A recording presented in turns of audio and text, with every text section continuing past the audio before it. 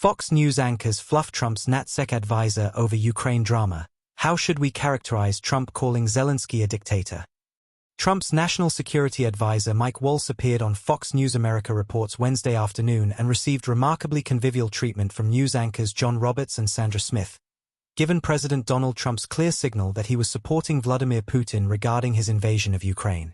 Over the past few days, Trump has blasted Ukrainian President Volodymyr Zelensky as a dictator and blamed him for starting a war with Russia, when in fact, the deadly conflict is entirely the result of Putin directing troops to invade the former Soviet Republic, leading to the deaths of hundreds of thousands of both military personnel and civilians.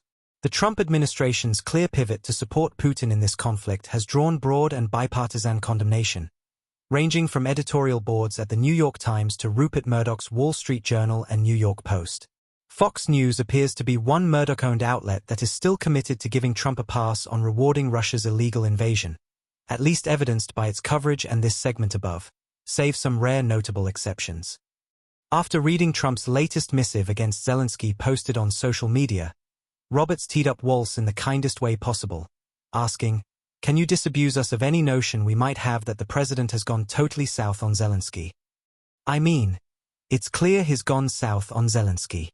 A better question might be, how does Trump rationalize blaming Zelensky for getting invaded by Vladimir Putin's troops?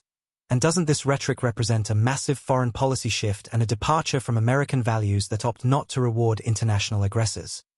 Waltz's reply effectively reiterated Trump's position and effectively lauded a Ukrainian partnership that would provide vital resources to the U.S. for its investment in Ukrainian defense efforts under the Biden administration.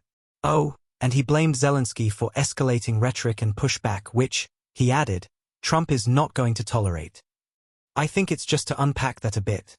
Just not everyone has gotten the message that the era of an endless grinding war with death and destruction on all sides, costing hundreds of billions and costing hundreds of thousands, if not millions of lives, that era was over.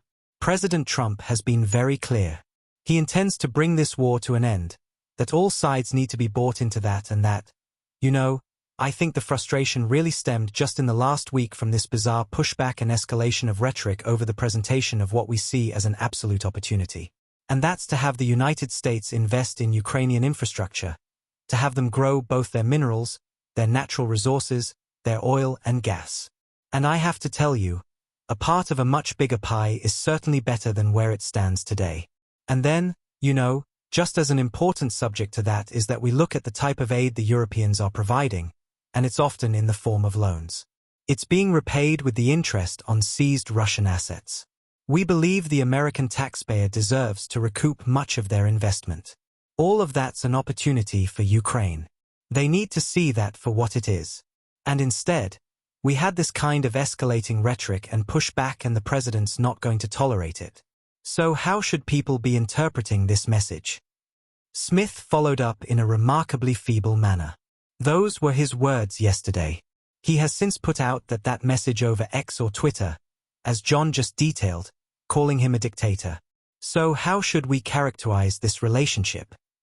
Again, Zelensky is leading a nation that was invaded by Putin and closed tens of thousands of civilians as a result. And Trump is supporting Putin by literally blaming the victim here. And the best question we can get to the Trump NatSec advisor is, how should we characterize this relationship?